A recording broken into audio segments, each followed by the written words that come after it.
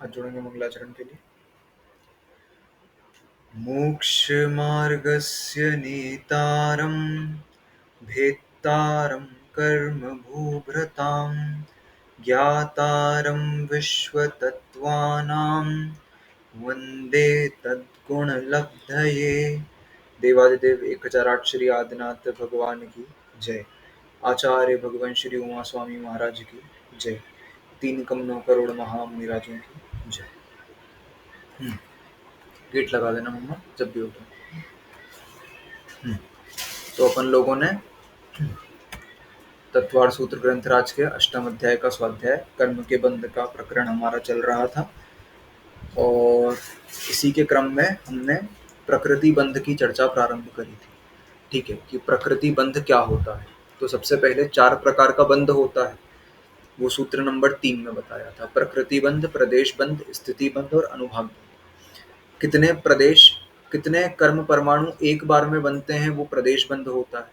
फिर उसके बाद वो परमाणु अब क्या क्या करेंगे, उसका जो डिवीजन होता है वो प्रकृति बंध में आता है। फिर वो कब तक अपना फल देंगे, कब तक अपने स्वभाव से च्युत नहीं होंगे, कब तक अपने नेचर को नहीं छोड़ेंगे, वो होता है उनकी स्थिति, टाइम पीरियड। ठीक है, वो होता है उनका स्थिति बंध। और अनुभाग बंध क्या होता है, उनकी जो फलदान शक्ति होती है, वो कितनी तीव्रता या मंदता से अपना फल दे करके जाएंगे, वो उनकी अनुभाग शक्ति कहलाती है। उसको कहते हैं अनुभाग बंध या अनुभव बंध। अब इन्हीं 4 प्रकार के जो बंध होते हैं, इनको अपने को आगे समझना है। ठीक है, इन्हीं की डिटेल अपने को आगे देखनी है। तो सबसे पहले होता है प्रकृति बंध। प्रकृति बंध क्या होता है, ये डिवीजन कि क्या परमाणु क्या कार्य करेगा। ठीक है, वो होता है प्रकृति बंध। तो अपन ने स्टार्ट करा था प्रकृति बंध का सूत्र लेना, जिसमें अपन ने देखा था प्रकृति बंध क्या होता है। तो आद्यो ज्ञान दर्शनावरण वेदनीय मोहनीय आयुर नाम गोत्रांतराया। मतलब ये जो प्रकृति बंध है, आद्यो मतलब जो पहला शब्द लिखा है, क्या लिखा है, प्रकृति। तो प्रकृति बंध के बारे में यहाँ पर वर्णन है। तो ये प्रकृति बंध कितने प्रकार का है, 8 प्रकार का है। तो ज्ञान दर्शनावरण, तो वर्ण शब्द दोनों के साथ लगाना था, ज्ञानावरण दर्शनावरण। फिर आगे वेदनीय मोहनीय आयु नाम गोत्र और अंतराय। ये 8 प्रकार का हमारा प्रकृति बंध होता है। ये 8 मूल प्रकृतियां होती है। ठीक है, जो हमारे अनंत ज्ञान जो हमारा गुण है, उस अनंत ज्ञान गुण पर जो आवरण कर्म कर दे, वो ज्ञानावरण कर्म कहलाता है।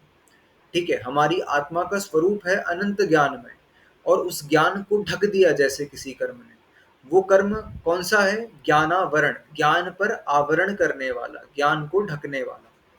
सिमिलरली हमारी आत्मा का एक और गुण है दर्शन, अनंत दर्शन।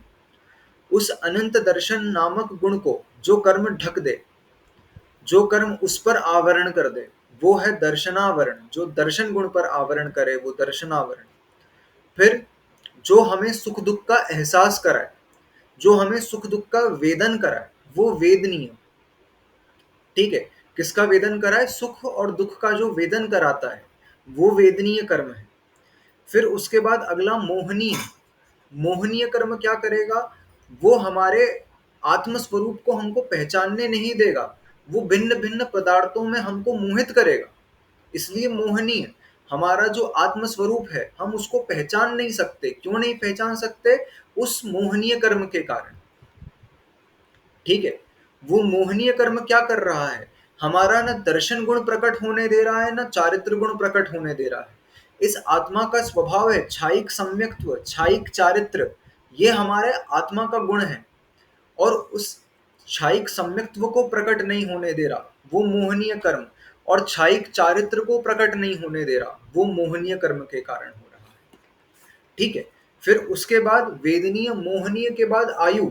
आयु कर्म क्या करता है, आयु कर्म हमें एक जगह पर रोके रखेगा। ठीक है, हम जिस पर्याय में हैं, हम उस पर्याय में कब तक रहेंगे, ये किस पर निर्भर करता है, आयु कर्म की स्थिति पर निर्भर करता है। ये आयु कर्म का काम है हमें एक जगह पर रोक करके रखना, एक पर्याय में रोक करके रखना, ये आयु कर्म का काम है। तो ये आयु कर्म एक पर्याय में रोक करके रखेगा। फिर नाम कर्म, नाम कर्म क्या करता है?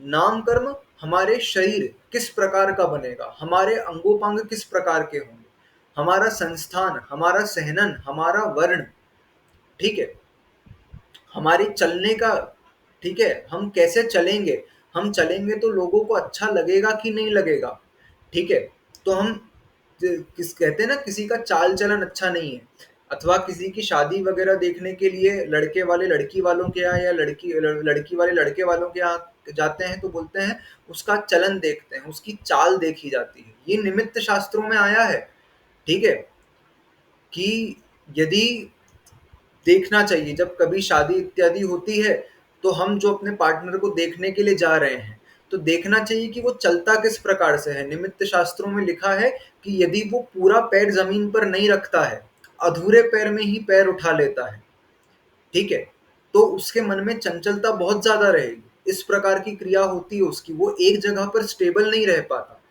ये निमित्त शास्त्रों का कथन है, ठीक है। तो चलन देखने जाते हैं ना कि चाल चलन इसके अच्छे नहीं है, इस प्रकार से कहा जाता है, ये तो बोलचाल की भाषा में हम बोलने लग गए, लेकिन वास्तव में हमको चलन देख करके व्यक्ति की पहचान कर सकते हैं कि वो अंदर से कितना स्थिर है, कितना गंभीर है।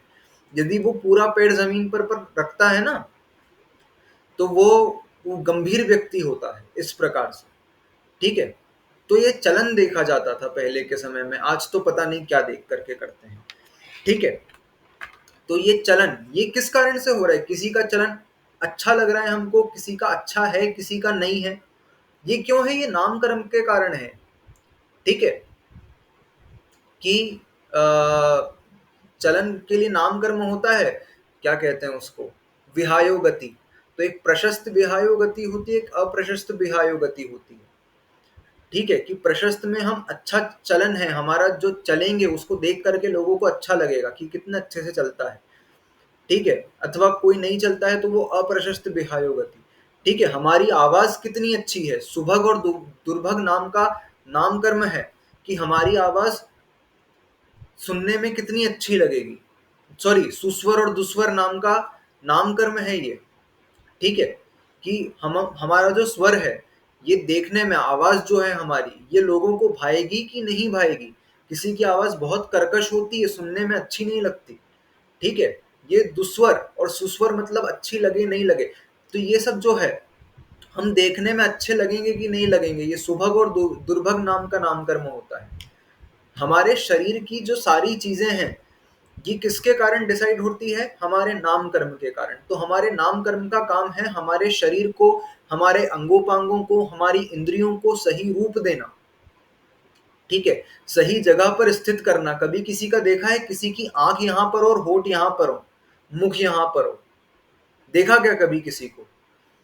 इंद्रियां जहां पर स्थित होती हैं वहीं पर स्थित होती हैं, ठीक है, हर व्यक्ति में, हर तिर्यंच में जहां उनका स्थान है वहीं पर उन इंद्रियों का निर्माण होगा। ये भी नाम कर्म करता है, इतना बारीक काम है नाम कर्म का, ठीक है। तो ये नाम कर्म का काम हो गया, हमारे शरीर अंगोपांग इंद्रिय आदि की रचना करना, ये नाम कर्म का काम है। फिर उसके बाद गोत्र कर्म। गोत्र कर्म क्या करता है? गोत्र कर्म हमें उच्च या नीच गोत्र में उत्पन्न करता है। हमारा कुल अच्छा होगा या बुरा होगा ये किससे डिसाइड होता है? गोत्र कर्म के कारण से। फिर अंतराय कर्म क्या करता है? हमारी कुछ क्रिया करने की इच्छा है और उस क्रिया को हम कर नहीं पा रहे। वो क्यों नहीं कर पा रहे? क्योंकि अंतराय कर्म के कारण, ठीक है।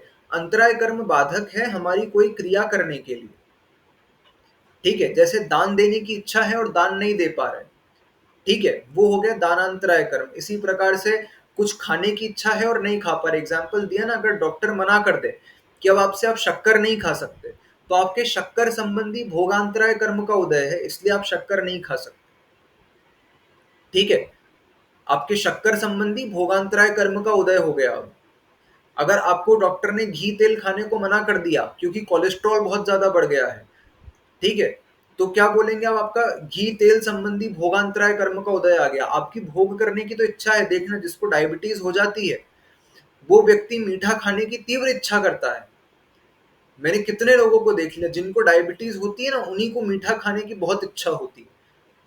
अब उनकी इच्छा तो इतनी ज्यादा है लेकिन उसका भोग नहीं कर पा रहे वो, क्यों? क्योंकि उस संबंधी भोगांतराय कर्म का उदय आ गया। फिर उपभोग अंतराय कर्म का उदय वस्तुओं में, ठीक है, ये खाने की वस्तु जिसको एक बार भोग करा जा सके वो भोग, और जिसको बार बार भोगा जा सके वो उपभोग, ठीक है। तो वस्त्र, हमारे जो गैजेट्स इत्यादि होते हैं, ये सब उपभोग की सामग्रियां हैं। हम जो आभूषण इत्यादि पहनते हैं ये उपभोग की सामग्रियां हैं, ठीक है। तो अब क्या हुआ, अब मैं कोई कपड़ा लेकर के आया और वो कपड़ा मैं प्रेस कर रहा था, पहली बार पहनने के लिए कोई कुर्ता दिवाली पर लेकर आया, और वो प्रेस करते करते उसका जल गया और इतना सा हिस्सा फट गया उसका। अब उसको पहनकर कोई अच्छा लगेगा क्या? नहीं लगेगा, ठीक है। मैं नई धोती लेकर के आया पहनने के लिए, आहार के लिए, हथकरघा की अच्छी सी धोती लाया, ठीक है, और मैं भाग रहा था वो धोती पहन के, चल रहा था और मेरा पैर उसमें आ गया और इतना सा हिस्सा फट गया, अब वो धोती किसी काम की नहीं रह जाएगी, ठीक है। तो ऐसी वस्तु जिसका बार बार उपभोग करने में आता है, उसको यदि हम उपभोग नहीं कर पा रहे हैं तो वो उपभोगांतर है। ठीक उसी प्रकार से हमें किसी चीज का लाभ होने वाला था और वो नहीं हो पाया, वो लाभांतराय कर्म का उदय, ठीक है।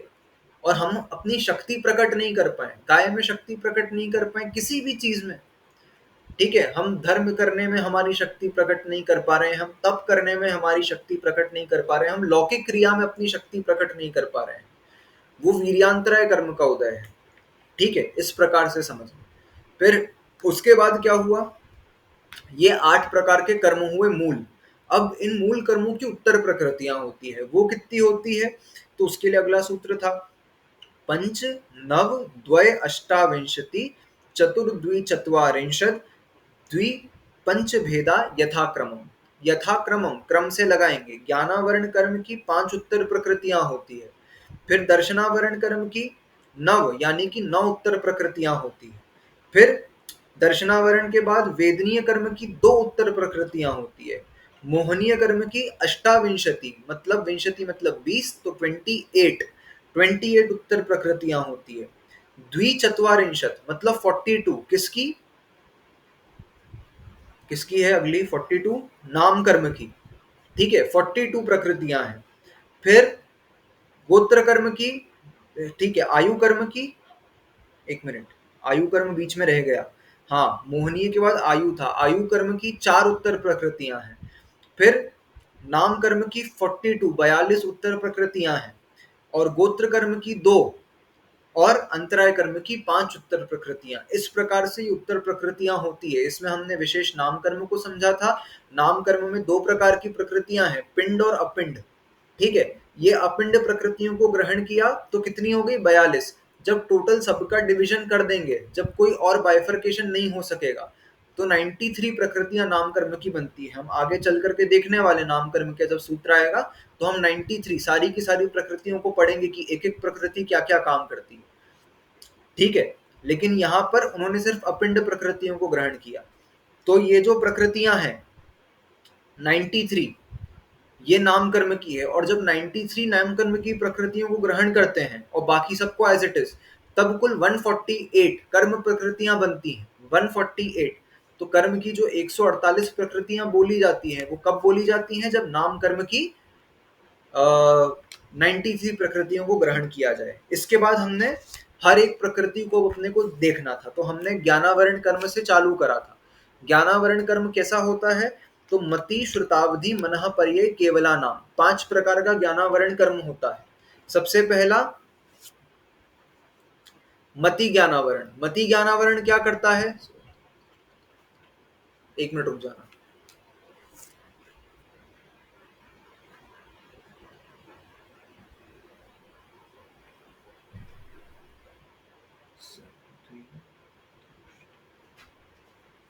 ठीक है, हाँ। ज्ञानावरण कर्म क्या करता है, ज्ञानावरण कर्म हमारे ज्ञान पर आवरण ढकता है। अब ज्ञान होता है 5 प्रकार का, तो कौन कौन सा होता है, मति ज्ञान, श्रुत ज्ञान, अवधि ज्ञान, मनः पर्यय ज्ञान और केवल ज्ञान। तो जो ज्ञान हमारे मति ज्ञान पर आवरण ढके, जो कर्म, वो मति ज्ञान आवरण। अब मति ज्ञान होता क्या है, जो हम हमारी इंद्रिय और मन की सहायता से किसी भी चीज का सामान्य प्रतिभास करते हैं। कल हमने डिटेल में समझ लिया था इस चीज को, ठीक है। जो हम सामान्य अवलोकन करते हैं किसी चीज का, ठीक है। 4 स्टेप्स होती है ना उसकी, अवग्रह, ईहा, अवाय और धारणा। तो अवग्रह में क्या है कि कुछ है, फिर क्या है, फिर अवाय मतलब समझ लिया कि ये है, और फिर उसको धारणा में रख लिया। ठीक है, ये मति ज्ञान की प्रोसेस है, ये 4 मति ज्ञान की स्टेप्स है। तो ये हम जो सामान्य आप प्रतिभास कर रहे हैं हमारे इंद्रियों और मन की सहायता से, वो होता है मति ज्ञान। और उस पर जो आवरण ढक दे वो मति ज्ञान आवरण। जैसे मैंने एग्जांपल दिया था कि मैं यदि चश्मा उतार लूं तो अब क्या होगा, मुझे ब्लर दिखाई देगा। अब क्या होगा, ये जो मेरी चक्षु इंद्री है, ये चक्षु इंद्री वस्तु का सामान्य प्रतिभास भी नहीं कर पा रही अच्छे से। ठीक है, अच्छे से समझ नहीं पा रही कि क्या वस्तु है। तो वो चक्षु इंद्री संबंधी मति ज्ञानावरण कर्म का क्षयोपशम कम हो गया। ठीक है, अब वो समझ नहीं पा रही। अब जैसे ही मैंने चश्मा लगाया तो बहिरंग निमित्त मिलने पर एकदम से क्या हुआ, बहिरंग निमित्त मिलने पर उसका क्षयोपशम बढ़ गया। निमित्त मिल गया तो अंतरंग बहिरंग दो कारण होते हैं किसी भी चीज के, तो बहिरंग कारण भी मिल गया तो अंतरंग कारण अच्छा हो गया। ठीक है, हमको निमित्त मिल गया तो हमारा उपादान सशक्त हो गया। तो इसी प्रकार से हमको बहिरंग निमित्त मिलने पर क्षयोपशम बढ़ गया, तो उससे मुझे सब दिखाई देने लगा। अब मेरे चक्षु इंद्री संबंधी मति ज्ञानावरण कर्म का क्षयोपशम बढ़ गया। ठीक उसी प्रकार से जब सर्दी इत्यादि हो जाती है तो सर्दी होने पर भी हमारी नाक ब्लॉक होती है, तो हमको किसी भी चीज की सुगंध नहीं आती, दुर्गंध नहीं आती। ठीक है, कभी कभी ऐसा होता है कफ इतना जमा हो जाता है पूरा नाक तक, नाक पूरा ऐसे, ये जो पूरा हिस्सा है ईएनटी जिसको कहते हैं ना, थ्रोट, नोज और ईयर्स, ये सब पूरा पैसेज कफ के कारण ब्लॉक हो जाता है। ठीक है, तो उस कारण क्या होता है, कान में भी कम कम सुनाई दे रहा है और नाक से तो बिल्कुल ही, कफ होने के कारण सुगंध दुर्गंध का सेंस ही चला गया।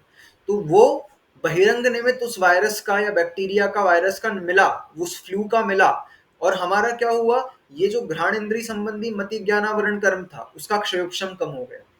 दवाई इत्यादि ली हमने, औषधि ली और उससे ठीक हो गए। ठीक है, वो पूरी चीज जो थी वो सब ठीक हो गया। तो उस चीज का बहिरंग निमित्त मिलने पर औषधि का हमारा रोग दूर हुआ, हमारा क्षयोपशम वापस अच्छा हो गया। ठीक है, ये होता है, ये मति ज्ञान आवरण कर्म। अब मति ज्ञान से विशेष रूप से जानी गई, मति ज्ञान द्वारा विशेष रूप से जानी गई जो वस्तु है, उसको जब हम समझते हैं तो वो श्रुत ज्ञान के माध्यम से समझते हैं। श्रुत ज्ञान क्या है, मति ज्ञान द्वारा विशेष जानना किसी भी वस्तु को। ठीक है, मैंने एग्जाम्पल दिया था कि मैंने बचपन में पढ़ा था, ठीक है, कि ये जो है, ऐसा कुछ लिख दे यदि कोई व्यक्ति, कैसा,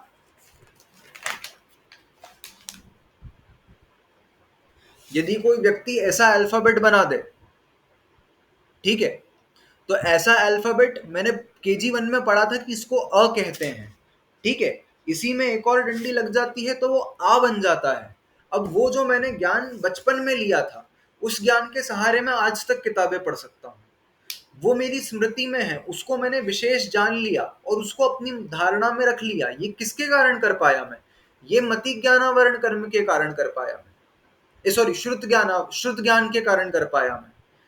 अब ऐसा मैं यदि नहीं कर पा रहा हूं, मैं भूल जाता हूं, स्मृति में नहीं रख पा रहा हूं, तो ये क्यों है, ये श्रुत ज्ञानावरण कर्म के कारण हो पाता है। ठीक है, श्रुत ज्ञानावरण कर्म का क्षयोपशम कम हो गया, अब हमको स्मृति में नहीं आ रही चीजें। ठीक है, फिर उसके बाद हमको यदि शुद्ध ज्ञान बढ़ाना है अपना, हमको चीजें स्मृति में रहें, अच्छे लंबे समय तक ध्यान में रहें, ठीक है, और जैसा पढ़ा था वैसा का वैसा रहे, तो क्या करना, तो हमको ज्ञानियों की विनय करना, जो श्रुत ज्ञान संपन्न है उनकी विनय करना। ठीक है, ज्ञान की विनय करना। दूसरी चीज ये, हमने वो ज्ञान लिया कहाँ से, हमने ज्ञान लिया उन किताबों से। ठीक है, अब क्या होता है, हमने किताबें पढ़ ली एक बार, स्कूल में तो जनरली हम करते ही थे, क्या करा हमने, वो किताबें पढ़ ली, अब वो हो गया, उससे ज्ञान ले लिया, एग्जाम हो गई, जेई कंप्लीट हो गई हमारी, हमने क्या करा, जितनी हमारी वो थी, मॉड्यूल्स थे, रिफ्रेशर्स थे, उन सब चीजों को रद्दी में बेच दिया। ठीक है, हमने जिस साधन से ज्ञान को ग्रहण किया था उस साधन को हमने रद्दी में बेच दिया।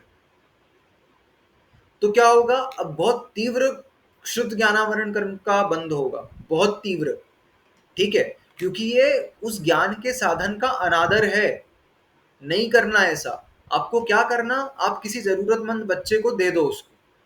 ठीक है, कोई आपसे छोटा है, आपका जूनियर है, अथवा किसी के पास खरीदने की वो नहीं है, ठीक है, धन नहीं है, आप उसको दे दो, फ्री में दे दो कि तू भैया अपना ज्ञान बढ़ा ले इससे पढ़ के, लेकिन आप बेचो नहीं उसको रद्दी में अथवा दुकान में जाकर के सेकंड हैंड करके बेच देते हैं ना अपन, वो नहीं करना। वो उससे एक शुद्ध ज्ञानावरण कर्म का बंध होगा, फिर हमारा शुद्ध ज्ञान का क्षयोक्षम भविष्य में कम हो जाएगा। तो इस ज्ञान के साधन को हमको ज्ञान दान कर देना, हमारा काम हो गया, हम उसका दान कर दें। ठीक है, ये श्रुत ज्ञान। अवधि ज्ञान क्या है? तो अवधि ज्ञान सीधे आत्मा से होने वाला ज्ञान है, और किसको जानता है? रूपी पदार्थों को जानता है, और द्रव्य क्षेत्र काल भाव की मर्यादा के साथ जानता है। ठीक है, तो इस ज्ञान पर कोई आवरण ढक देगा तो वो अवधि ज्ञान आवरण है, हमको अवधि ज्ञान नहीं प्रकट है। ठीक है, तो हमारे अवधि ज्ञानावरण कर्म के सर्वघाती स्पर्धकों का उदय चल रहा है अभी। वो सर्व पूरे पूरे अवधि ज्ञान का घात कर रहे हैं, वो सर्वघाती स्पर्धक जो है, बताया ना, सर्वघाती और देशघाती। जो थोड़ा सा घात कर पाए वो सर्वघाती, सॉरी वो देशघाती, और जो पूरा घात कर दे वो सर्वघाती।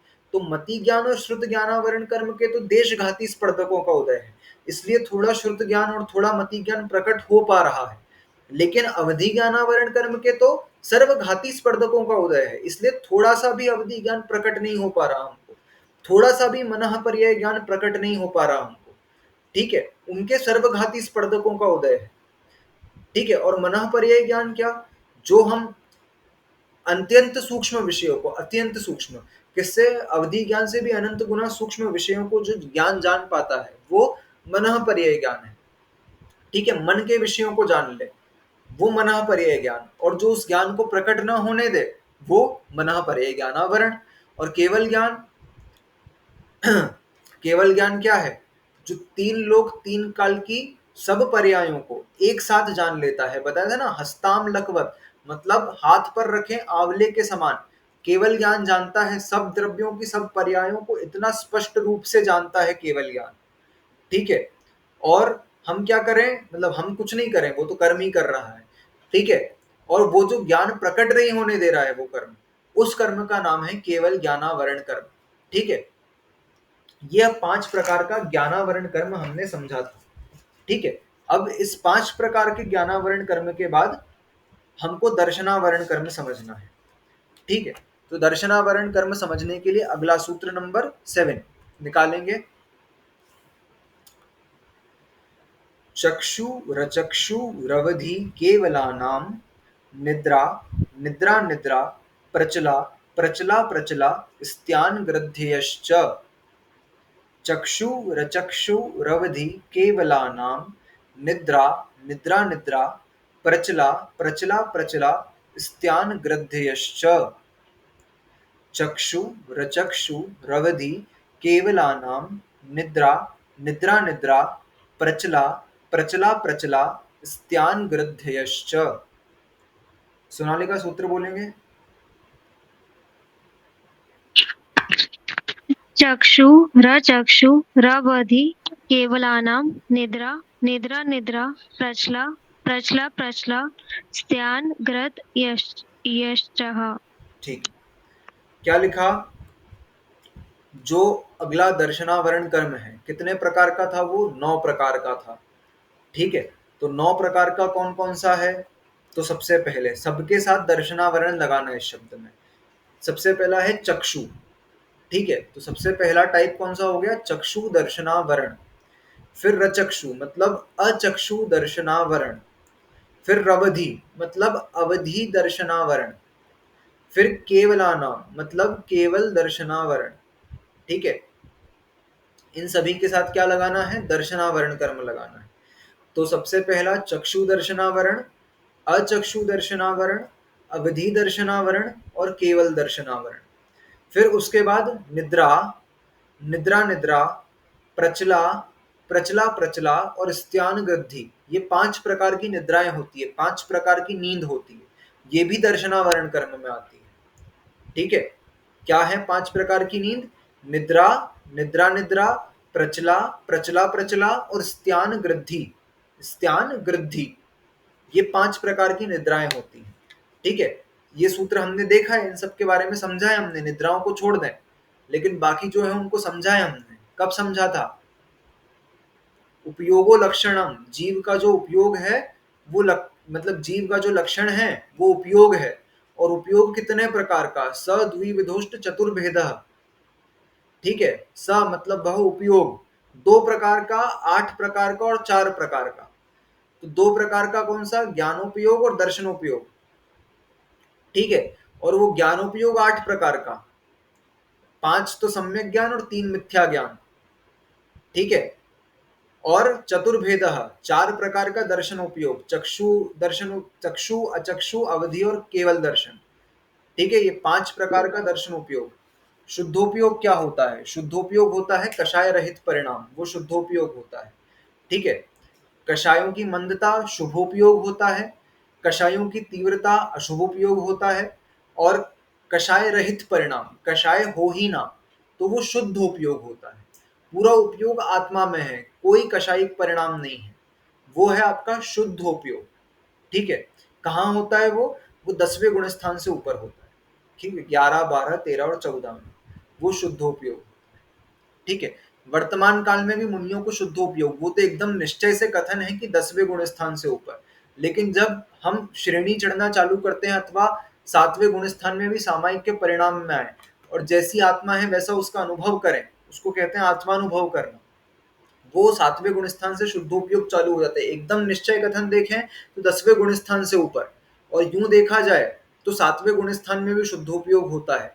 तो वर्तमान में शुद्धोपयोग होता है कि नहीं होता है, तो जीवन पर्यंत की सामायिक साधु करे यदि, ठीक है, श्रावकों की सामायिक की बात नहीं है, साधु सामायिक करे जीवन पर्यंत, और उस जीवन पर्यंत की सामायिक में कदाचित एक समय दो समय के लिए शुद्धोपयोग हो तो हो, इतना कठिन है शुद्धोपयोग होना।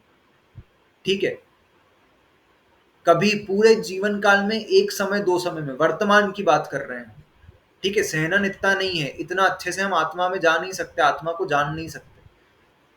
ठीक है, तो साधु या तो शुभोपयोग में रहता है या शुद्धोपयोग में रहता है, और वर्तमान में शुद्धोपयोग होता है, 7वें गुण स्थान में होता है सामायिक के समय। लेकिन कभी हो तो हो जीवन पर्यंत में एक समय दो समय के लिए तो हो जाए, बहुत बड़ी बात है। ठीक है, ऐसा समझ, ये शुद्धोपयोग है। तो या तो कषायों की एकदम मंद स्थिति को समझो शुद्धोपयोग, या फिर कषाय रहित परिणाम को शुद्धोपयोग समझो। ठीक है, तो हमने देखा था उपयोग दो प्रकार का, ज्ञानोपयोग और दर्शनोपयोग, और उस दर्शनोपयोग में हमने इस चक्षु अचक्षु के बारे में समझा था।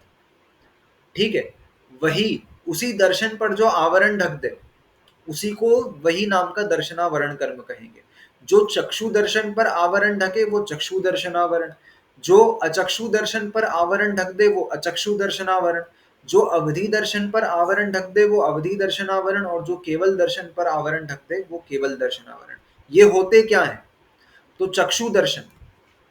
ठीक है, दर्शन क्या होता है, तो हमने समझा था कि किसी भी चीज का ज्ञान होने के पहले उसका सामान्य प्रतिभास होता है हमको। ठीक है, एक थोड़े से समय के लिए, थोड़े से समय के लिए, ठीक है, कहें एक आध समय के लिए कुछ समझ में आता है। ठीक है, बहुत माइन्यूट डिफरेंस है दर्शन और ज्ञान के बीच में। ज्ञान के पहले हमेशा दर्शन होता है किसी भी चीज का। ठीक है, जैसे कुछ एकदम से हमारी आंखों के सामने से निकला, तो पहले वो निकलेगा फिर हमारा उपयोग जाएगा कि वो क्या था।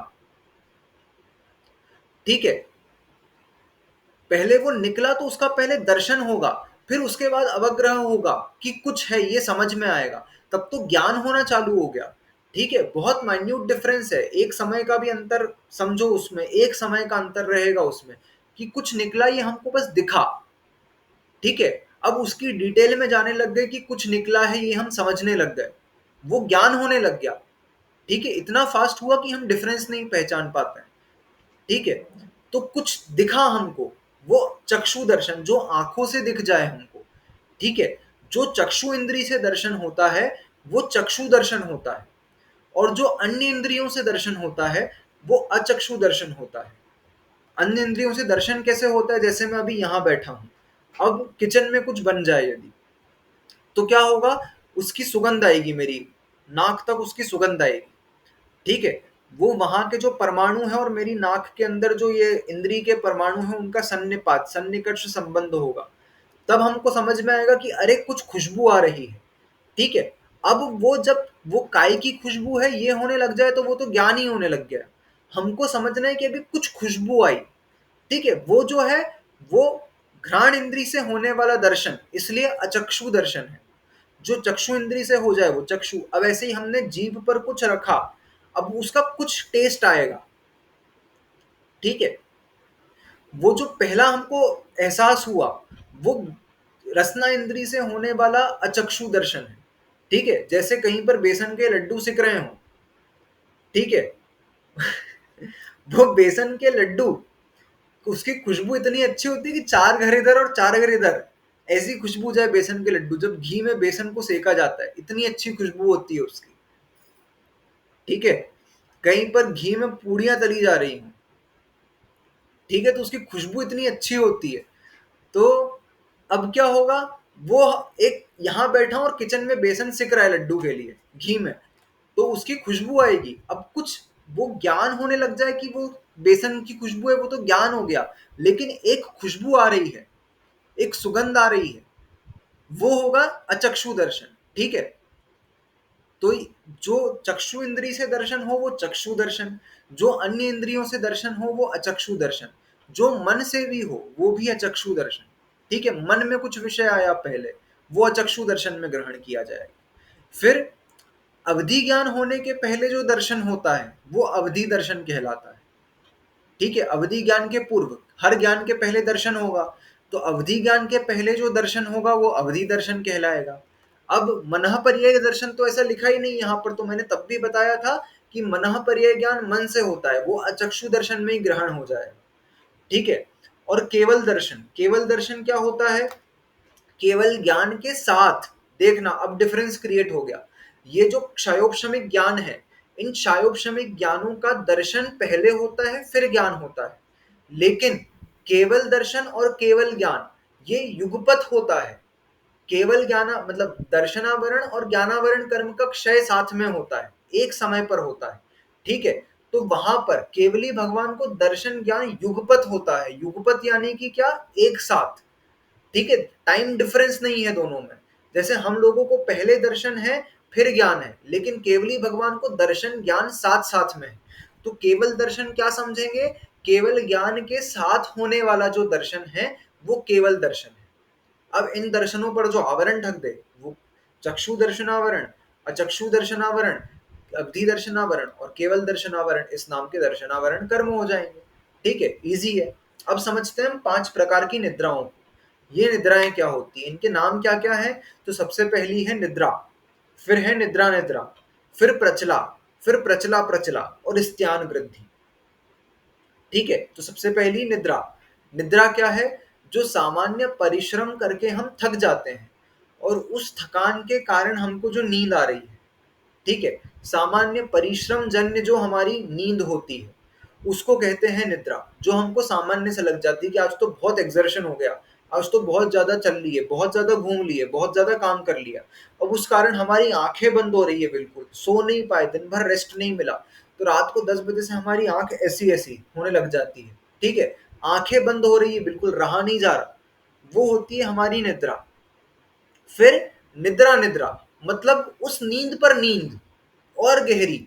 अब क्या हुआ, अब उस निद्रा के कारण, वो जो निद्रा आई थी, उस निद्रा के बाद हमारी नींद इतनी गहरी हो गई कि उसके बाद हमको कोई और, जो हमारी इंद्रियों से हमको दर्शन हो रहा था, वो इंद्रियों से हमको आसपास की चीजों का प्रतिभास होना बंद हो जाता है, इतनी गहरी नींद पहुंच जाती है, वो होती है निद्रा निद्रा, ठीक है।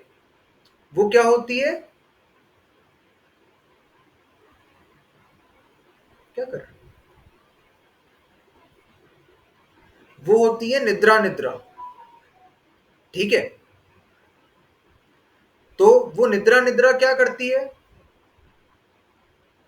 वो निद्रा निद्रा हमको, इन निद्राओं को इसमें ग्रहण क्यों किया गया, दर्शनावरण में, दर्शनावरण में निद्राओं को इसलिए ग्रहण किया गया क्योंकि ये निद्राएं हमको इंद्रियों से प्रतिभास ही नहीं होने देती आसपास की चीजों का, ठीक है, उस इंद्री से हमको दर्शन ही नहीं हो पा रहा आसपास की, इसलिए निद्रा को दर्शनावरण में ग्रहण किया गया, ठीक है। तो अब वो निद्रा निद्रा में अब क्या होगा, आसपास कुछ भी हो रहा हमको पता ही नहीं चलेगा कि भैया इतनी गहरी नींद लगी थी कि लाइट चली गई और पता ही नहीं चला, गर्मी में सो रहे हैं, पता ही नहीं है कब गई कब आई, कब बारिश हो गई बाहर पता ही नहीं चला, कब अलार्म बज गया 20 बार पता ही नहीं चला। वो कौन सी निद्रा है, कौन सी नींद है?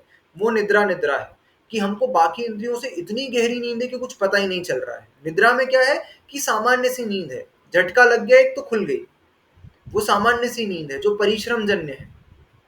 ठीक है, वो निद्रा निद्रा क्या है, नींद पर नींद है। फिर प्रचला, प्रचला क्या है, अब उससे भी गहरी नींद। अब क्या है, हमारे हाथ पैर पर हमारा कंट्रोल नहीं है, हम कहीं बैठे हैं और इतनी गहरी नींद में कि गर्दन यूं यूं लटक जा रही है बार बार। ठीक है, इतनी गहरी नींद में सो रहे हैं कि मुंह ऐसा आ करके खुला है तो खुला ही हुआ है। इस प्रकार की जो नींद होती है वो प्रचला कहलाती है। इतना होश नहीं है कि हाथ पैर कहाँ जा रहे हैं। ठीक है, कहीं लटक गए, किसी के ऊपर झुक गए और ऐसे सो गए। ठीक है, बस इत्यादि में देखना कोई ऐसा व्यक्ति होता है जो उसकी पूरी गर्दन आप किसी उस दूसरे के कंधे पर टिकी होती है। ठीक है, वो हो जाती है प्रचला, मुंह खुला है सोते सोते, वो प्रचला। हाँ दीदी। मतलब निद्रा और निद्रा निद्रा तो वो हो गई जो जनरली हम लेट के अपने घर में कर रहे हैं। प्रचला में वो काउंट करें जहाँ इंसान कहीं और है और बैठे बैठे सो घर गया, पे भी ऐसा। तो देखना किसी का मुंह खुला है सोते सोते, देखा है ना, मतलब जनरली होता बेसिकली बैठे बैठे सो रहे हैं, इसमें ये है। हाँ, काउंट करें नहीं या लेटे लेट के लेटे भी भी? सो सकते हैं, ऐसा कुछ नहीं है, लेकिन वो इतनी अच्छा। गहरी नींद में चला गया कि उसके सेंसेस ही नहीं है कि उसके बॉडी मूवमेंट्स क्या हो रहे हैं। ठीक है, मतलब वो मुंह खोल के सो रहा है, खर्राटे ले रहा है। ठीक है, वो प्रचला नींद है। ठीक है, कि मतलब उसको समझ नहीं आ रहा कि मैं आवाजें निकाल रहा हूं, ये प्रचला। अब प्रचला प्रचला में और क्या करे, और मतलब ऐसी नींद कि अब मुंह से लार टपकने लग गई। ठीक है, वो किसी की देखना आधी आंख खुली है आधी आंख बंद है। ठीक है, वो बैठे बैठे एकदम ऐसे कंधा रखा किसी के उसमें और सो गए और लार टपक रही है यहाँ से, पता ही नहीं चल रहा, इतनी गहरी नींद है। अथवा नींद में बड़बड़ाने लग गए, ये जो नींद है कि इतनी गहरी कि उसमें बड़बड़ाने लग गए, वो बड़बड़ा रहा है, क्या कर रहा है वो, उसको जो सपना आ रहा है ना, उस सपने को वो बोल रहा है। ठीक है, वो है उसकी प्रचला प्रचला। ये जो बोलने वाला है इसको प्रचला प्रचला में और स्त्यान गृद्धि में दोनों में ग्रहण कर सकते हैं। ठीक है, स्त्यान गृद्धि और विशेष है, इससे भी विशेष। ठीक है, तो प्रचला क्या है, प्रचला से हम ऐसे हैं कि आंख कुछ खुली है कुछ बंद है। ठीक है, मुंह खुला है कुछ बंद है, हमारी गर्दन लटक गई है, हमारा शरीर लटक गया है और हमको पता नहीं चल रहा है। इतनी जो नींद है उसको प्रचला कहेंगे। और प्रचला प्रचला किसको कहेंगे कि मुंह से लार इत्यादि टपकने लगना, नींद में बड़बड़ाने लगना, ये प्रचला प्रचला। और स्त्यान गृद्धि क्या है, स्त्यान गृद्धि में यही नींद में बड़बड़ाना, और विशेष क्या, नींद में चलते हैं लोग। ठीक है, ये हो जाती है स्त्यान वृद्धि। सुना है ना कि नींद में चलने लग जाते हैं, उनको पता ही नहीं है कि क्या कर रहे हैं वो हो जाती है स्त्यान वृद्धि। सब है हमारे शास्त्रों में, एकदम एग्जैक्टली सही लिखा, था सब कुछ लिखा है। ठीक है, ये हमारी स्त्यान वृद्धि के कारण। अब ऐसी स्थिति में वो क्या करता है, रौद्र कर्म कर सकता है। रौद्र कर्म किसको कहते हैं कि मतलब जो एकदम, जो जागृत अवस्था में उसकी शक्ति नहीं थी, वैसे वैसे कार्य वो स्त्यान वृद्धि में कर सकता है। ठीक है, जैसे जब मैंने पढ़ा था तो उन्होंने बताया था कि स्त्यान वृद्धि में क्या होता है, एक एक लड़का था, वो लड़का क्या करता था, वो नींद में चलता था, जाता था और घर के बाहर निकल जाता था और तालाब में तैर लेता था और तैर करके वापस आके सो जाता था, उसको पता ही नहीं चलता था। ठीक है, नींद में था। यार ऐसे ऐसे एग्जाम्पल मत दो, मेरे मम्मी पापा घर में नहीं है, मेरे को भी डर लगेगा आज। नहीं, सोया नींद में होना चाहिए, बता रहा हूं मैं, देखना उसने ये कर लिया। ठीक है, अब 3-4 दिन हो गए और वो व्यक्ति क्या कर रहा था, उसके कपड़े पूरे गीले मिल रहे थे सुबह। तो उसके माता पिता ने देखा कि इसके कपड़े गीले क्यों मिल रहे हैं, तो उन्होंने एक दिन रात को देखा, ये रात को बाहर जाता है, तैरता है और वापस आके सो जाता है। तब वो घबरा गए, वो तालाब में गया तैरने के लिए और वो घबरा गए कि इसको तो तैरना आता ही नहीं है, ये तालाब में कैसे जा रहा है। तो वो बीच तालाब में गया और उसको आवाज लगाने लग गए उसके माता पिता। ठीक है, तो फिर एकदम से क्या हुआ, अब उसकी नींद खुल गई, लेकिन वो स्त्यान वृद्धि में था तो वो अब ज्यादा कार्य कर पा रहा था, ज्यादा उसकी वीर्य बढ़ गया था, शक्ति बढ़ गई थी, रौद्र कर्म कर पा रहा था। तैरना आता नहीं था तो भी तैर पा रहा था। और जैसे ही उसकी नींद खुली अब उसको तैरना नहीं आता। ठीक है, वो वापस वैसी अवस्था में आ गया, साधारण अवस्था में आ गया। तब वो वहां के वहां ऐसे डूबने लग गया। इस प्रकार से होता है। ठीक है, हम रौद्र कर्म कर पाते हैं। एक और एग्जाम्पल सुना था, एक घर की बहू थी, वो क्या करती थी, वो रात को ओ सोती भाई, ओ भाई रुक जा। आज नहीं लेना एग्जाम्पल, कल तो। ये वाला एग्जाम्पल अब कल ले लेंगे, ठीक है, रिवाइज करते टाइम। ठीक है, तो स्त्यान गति में ये समझना कि वो अधिक अपनी शक्ति से अधिक कार्य है। हाँ, भूत थोड़ी ना, सामान्य इंसान ही क्रियाएं कर रहा है ये सारी की सारी। देखिए कोई चुप व्यंतर रहो, नहीं, मैं ज्यादा ही सोच लेती हूँ भैया, मैं ना सो पाऊंगी आज। ये साधारण व्यक्ति कार्य कर रहा है, ये कोई व्यंतर आके नहीं कर रहा है उससे। तो इस साधारण व्यक्ति की शक्ति इतनी बढ़ जाती है स्त्यान वृद्धि में, ठीक है, कि वो कुछ कार्य कर लेता है जो उससे साधारण अवस्था में नहीं हो सकते। तो ये हो गई स्त्यान वृद्धि। ठीक है, 5 प्रकार की निद्राएं हमने समझी। निद्रा मतलब जो परिश्रम परिश्रम जन्य जो हमको सामान्य नींद आती है, वो निद्रा। अब आप ट्रेन में जाओ, ट्रेन में या बस में आपको सब प्रकार की निद्राएं एक साथ देखने को मिल जाएगी। ठीक है, कोई व्यक्ति जो है वो एकदम बिल्कुल उसको नींद आ रही है, लेकिन वो बस आंखें बंद हो रही है उसके, लेकिन वो सो नहीं रहा है क्योंकि उसका सामान बचा रहा है इस हिसाब से, या उसका स्टेशन आने वाला है इस हिसाब से। एकदम बस सोने ही वाला है वो, इतनी गहरी नींद, थक गया है वो बिल्कुल, वो उसकी निद्रा कर्म के कारण। फिर निद्रा, निद्रा क्या है, कोई निद्रा निद्रा में है तो वो एकदम गहरी नींद में है, ठीक है, उसको पता ही नहीं चल रहा क्या है। कोई प्रचला में है, तो देखो कोई व्यक्ति जो है वो क्या कर रहा है, अब ऐसे करके बैठा हुआ है, टिका हुआ है, सहारे से किसी चीज की उसको सीट नहीं मिल रही है, वो टिक गया है बस खंबे से और लटक गया किसी के ऊपर, किसी के कंधे पर, वो उसकी प्रचला। ठीक है, प्रचला, प्रचला में क्या होगा, अब उसकी बॉडी पर उसका कंट्रोल नहीं है। अब कोई व्यक्ति अपना बैग पकड़ के सोया हुआ था कि उसको कोई लेके ना चले जाए, लेकिन वो इतनी गहरी नींद में चला गया कि उसकी पकड़ ढीली हो गई बिल्कुल। ठीक है, वो बैग नीचे गिर गया। जैसे कभी कभी बस में ट्रैवल करो, हम हाथ में फोन रख करके बैठे हैं, और कभी इतनी गहरी नींद हो जाती है कि फोन नीचे गिर जाए, ठीक है, पर्स नीचे गिर जाए, है ना, ईयरफोन वगैरह है वो नीचे गिर जाए, हम इतनी गहरी नींद में कि पता ही नहीं चला। तो हमारे शरीर पर हमारा बस नहीं है, वो प्रचला, प्रचला। तो आपको ट्रेन में इतनी सारी स्त्यान वृद्धि तो नहीं देखने मिलेगी कि कोई बड़बड़ा रहा है या कोई चल के जा रहा है, लेकिन बाकी सारी प्रकार की नींदें आपको एक जगह पर देखने को मिल जाएगी। तो आप ट्रेन में चढ़ जाओ, बस में चढ़ जाओ, ठीक है।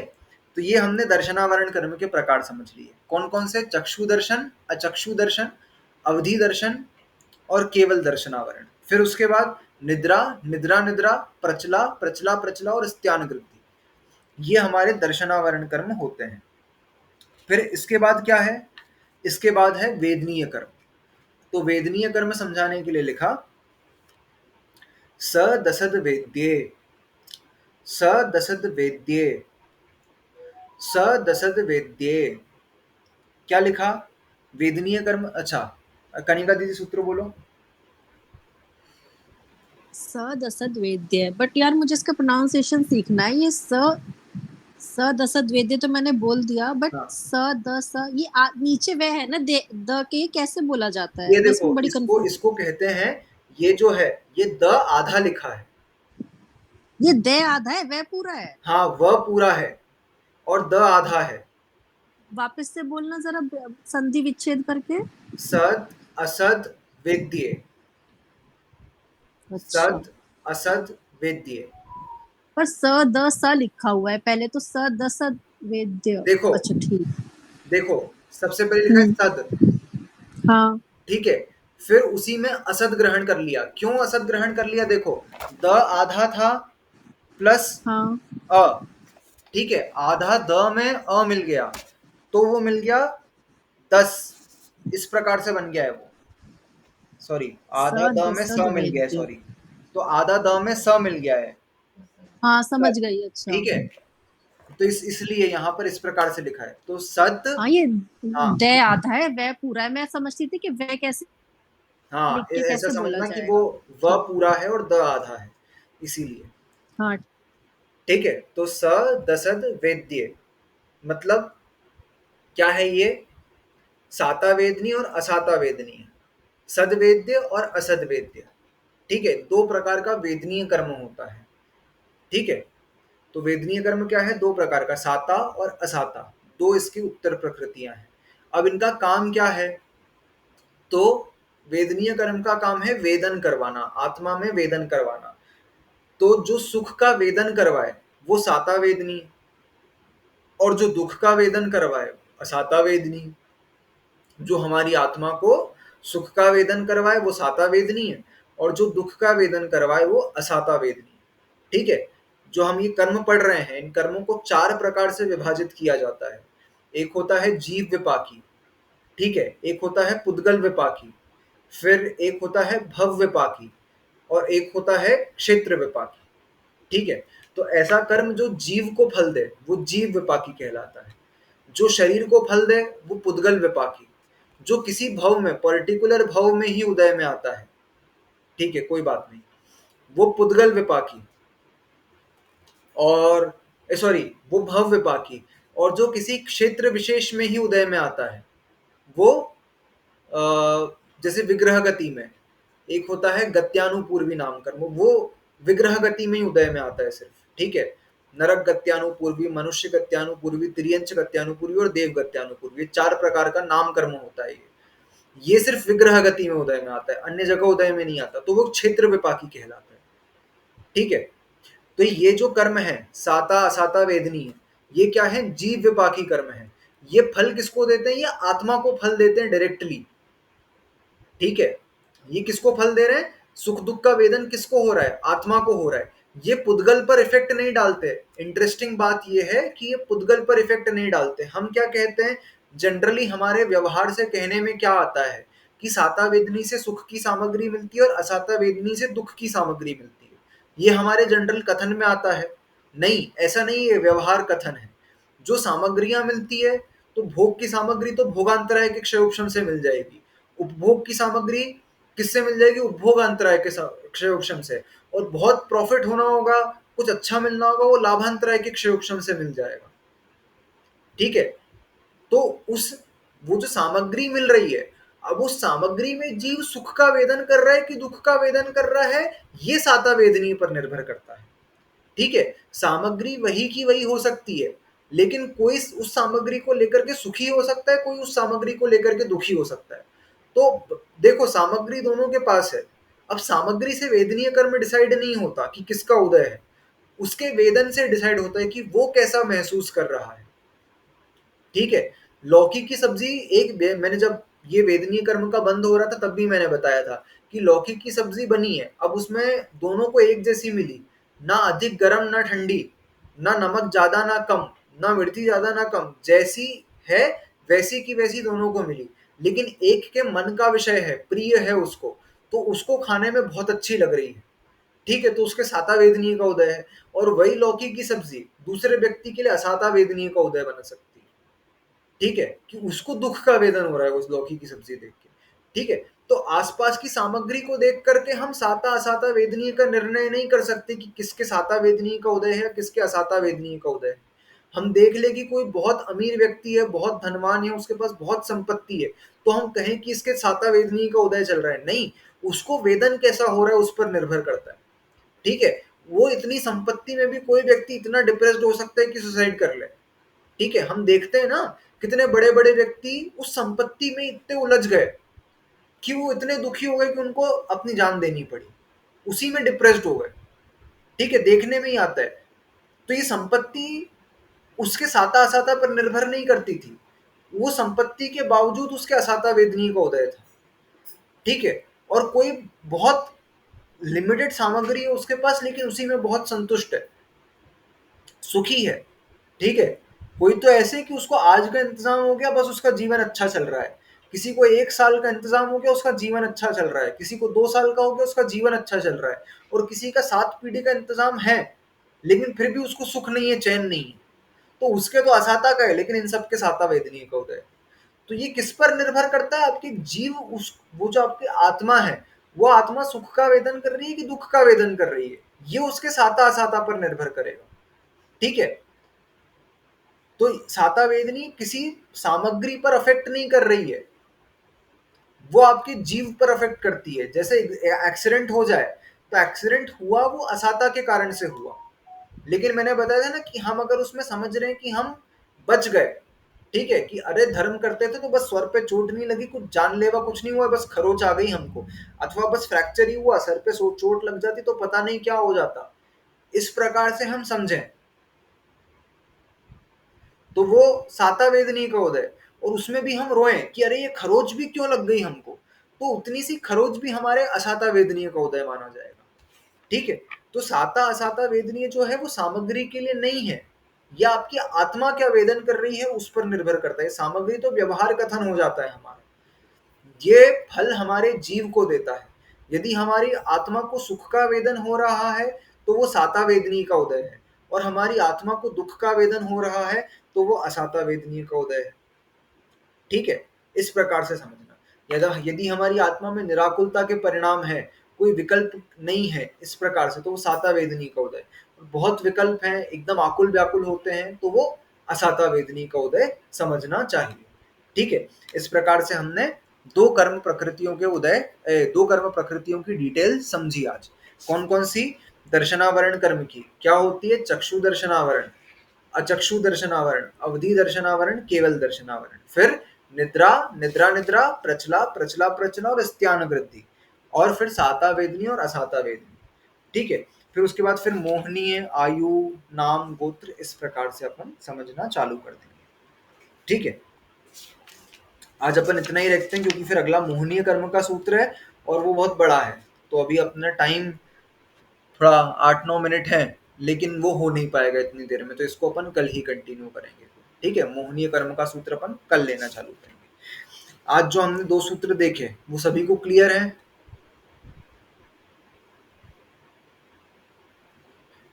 ठीक है, कोई डाउट नहीं है तो अपन जिनवाणी स्तुति करते हैं। हाथ जोड़ेंगे जिनवाणी स्तुति के लिए। अरे मुझे पूछनी एक बात।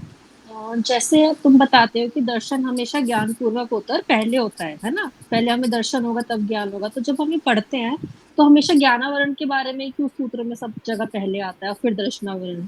ये इसलिए क्योंकि, एक मिनट रुक जाना, ये कर्मों की एक सीक्वेंस है।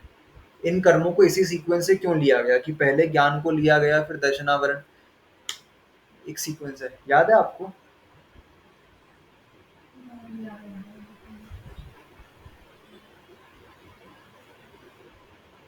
ये पहले जीव विपाकी प्रकृतियों को लिया गया है। ठीक है, तो एक मिनट, मैं क्लास के बाद इसको ग्रुप पे बताऊंगा, मेरे को थोड़ा सोचना पड़ेगा ये इसी को, कि ऐसा भी तो ले सकते थे कि पहले चार घातियों का नाम लिख दिया फिर चार अघातियों का नाम लिख दिया, ऐसा भी कर सकते थे। इसी सीक्वेंस में क्यों लिखा गया, ये एक पर्टिकुलर कारण है, थोड़ा मेरे को अभी। हाँ कोई बात नहीं, आराम से, इतना हाँ, कोई दिक्कत मैं नहीं। एक बताता चीज हूँ। और पूछनी है बस। हाँ, बाकी जो अपने दर्शनावरण के 9 भेद पढ़े ना, तो उसमें चक्षु अचक्षु अवधि, तो तुमने मना पर्याय के ऊपर एक लाइन बोली थी, वो मुझे याद तो है वो थोड़ी मिस हो रही है, क्या बताया था तुमने मना मना पर्याय के परे लिए? ज्ञान जो है वो मन से ही हो जाता है। ठीक है, वो मन में सोचने मात्र से होता है, तो उसके लिए कोई अलग से उपयोग लगाने की आवश्यकता नहीं है। वो अचक्षु दर्शन में ही ग्रहण कर लेते हैं क्योंकि वो मन से होता है ना, और हाँ मन क्या है, अचक्षु दर्शन में आ जाएगा। ठीक ठीक है, ठीक है। तो मनः पर्याय ज्ञान को के पहले जो दर्शन होगा वो अचक्षु दर्शन होगा, ऐसा समझो। ठीक है, और कुछ? हाँ सही है, नहीं बस ये। सोनाली का क्लियर है बाकी सब कुछ? ठीक, अपन जिनवाणी स्तुति करेंगे, हाथ जोड़ेंगे जिनवाणी स्तुति के लिए। शास्त्र पठन में मेरे द्वारा यदि जो कहीं कहीं प्रमाद से कुछ अर्थ वाक्य पद मात्रा छूट गई, सरस्वती मेरी उस त्रुटि को कृपया क्षमा करें, और मुझे कैवल्य धाम में माँ विलंब धरें। वांछित फलदात्री चिंतामणि सदृश मात्र तेरा, वंदन करने वाले मुझको मिले पता मेरा। बोधि समाधि विशुद्ध भावना आत्म सिद्धि मुझको मिले, और मैं पा जाऊं मां मोक्ष मां सुख। द्वादशांग जनवाणी मातेश्वरी की जय। सभी का उच्चार करेंगे।